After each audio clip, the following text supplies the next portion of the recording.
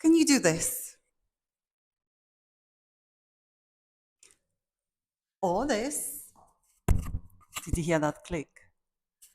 Well, most of it, the condition of your hip joint, but the rest is the tightness around your hip joint, the muscles, the ligaments.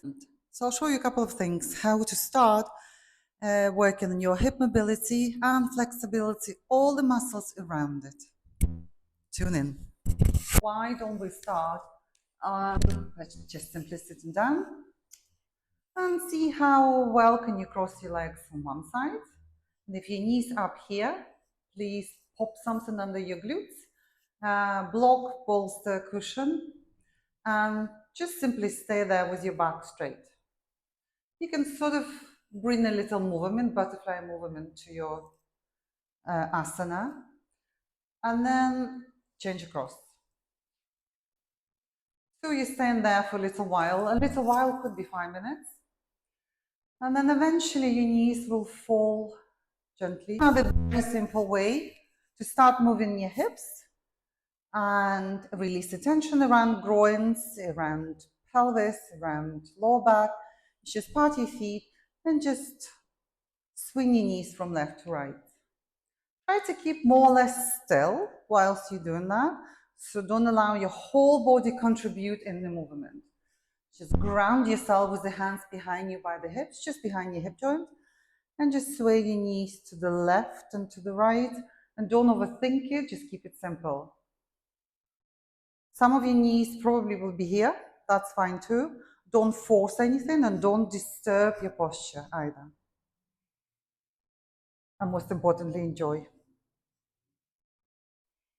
Easy mobility pose on the mat is Baddha Konasana. So you can always hold on to your ankles. Again, if your knees here, try to not to tense your shoulders.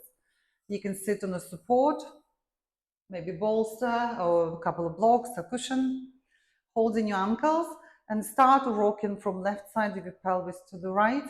Make sure you're not holding any kind of tension and maybe butterfly movement again. Keeping your breastbone forward and up, shoulders down, and look graceful whilst you're doing it. Make sure you're not dropping your lumbar, keeping your abdominal pinned to the back of your spine, towards your spine, to support your lower back. Start nice and easy. Bring your left knee towards your chest, take it to the side, and a knee behind you. Try to not to drop and not shrug your shoulders, keeping the posture at all times. Once again, show you again from the front, if it helps. Tuck your wrists under your shoulders, pulling your abdominal in, keeping your neck free. Bring your left knee towards your chest, to the side, and behind you. And the same with opposite one, pulling knee towards your chest, bring it back, take it to the side. Try to stay still, aligned in your shoulders, in your spine. Okay. Bringing your left knee to the side and pull that knee closer to your left shoulder. Okay, and bring it back. And the same with opposite leg. Once again, you can do it from here. Bring that knee to the side and try to slide it away from you so you flatten yourself, pressing your pubic bone to the floor. Okay? And if you tried it all and it was lovely but way too easy, let's try this. Pulling your abdominal in, keeping your core supporting your spine. As ever, taking your left knee to the side, revolve it externally, place your foot on the floor, foot facing out, and then see if you can stretch back, maybe even sit on your heel. If not, you can stop somewhere here and then bring that knee back. On this side, take it to the side, rotate your pelvis and your leg externally, and then see if you can drop your hips on your left heel. And if not, you can stop here. Pretty easy. From there, elbows inside of your knees will help you to open your hips a little bit more.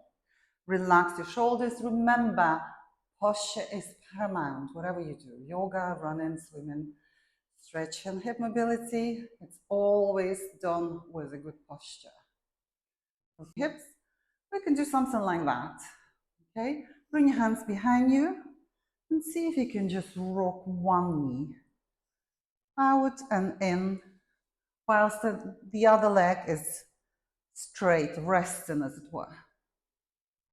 Okay, bring your right foot in, left leg out, and then see how well you can perform on this side. It's always good to, oh, I'm a little bit tight here. It's always good to recognize which side of your body works better or more mobile. And then eventually, maybe you'll be ready to widen your legs. You can stay here. Ease the flesh. Move the flesh out of the way so you feel you sitting firmly in your bottom bones. You can point your toes or flex your ankles, depends if you want to stretch your calves. And if you're interested in the topic how to stretch your calves, please let me know. I'll do the series for hamstrings and calves. So you can stay here, keeping your posture, breastbone lifted, shoulders relaxed, rib cage flexes, so you're nice and tall. And if you have a desire to go forward, you go forward from the root of your legs with a straight, long front body. Sliding the hands down your legs will help you to control this movement. And eventually some of you will get to your toes or your outer feet. Still keep looking towards the not the camera, in front of you. And then aiming for, actually not your forehead, but your breastbone on the floor. And then your head. And there you go. Enjoy.